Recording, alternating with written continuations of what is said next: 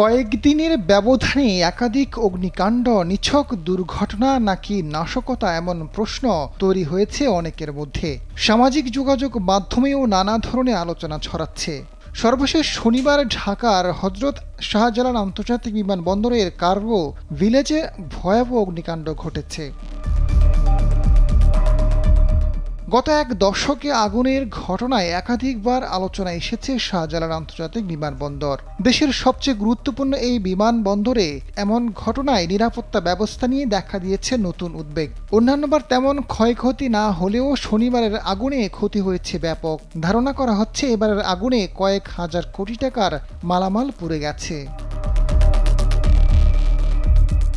১৯৮০ সালে হযরত শাহজালাল আন্তর্জাতিক বিমানবন্দরের কার্যক্রম শুরু হয়েছে। প্রতিদিন ১৫০টির বেশি আন্তর্জাতিক ফ্লাইট পরিচালিত হয়।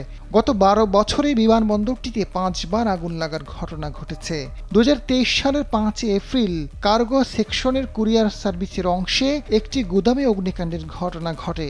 ফায়ার সার্ভিসের ১০টি ইউনিট টানা ২ ঘণ্টার চেষ্টায় আগুন নিয়ন্ত্রণে আনে। ঘটনার কারণ অনুসন্ধানে ৫ সদস্যের তদন্ত কমিটিও গঠন করা হয়েছিল। ২০১৫ সালের ২০ ডিসেম্বর সকালে শাহজালাল আন্তর্জাতিক বিমানবন্দরে ইমিগ্রেশন পুলিশের এক কর্মকর্তার দপ্তরে অগ্নিকাণ্ডের ঘটনা ঘটেছিল। বৈদ্যুতিক ত্রুটির কারণে আগুন লেগেছিল বলে পরে জানা যায়। দ্রুত এই আগুন নেভাতে সক্ষম হয়েছিল কর্তৃপক্ষ, ফলে বড় ধরনের কোনো দুর্ঘটনা ঘটেনি। বিমানবন্দরের মূল ভবনের ২ নম্বর টার্মিনালের ৩য় তলায় আগুন লাগার ঘটনা ঘটে।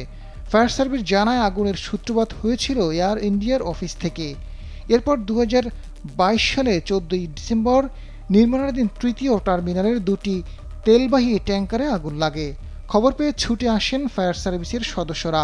ফোম সহ বিভিন্ন উপকরণ ব্যবহার করে প্রায় ৪০ মিনিটের চেষ্টায় আগুন নিয়ন্ত্রণে আনেন তারা। সবশেষ ২০২৪ সালের ১৮ অক্টোবর বিমানবন্দরের কার্গো ভিলেজে ভয়াবহ আগুন লাগে।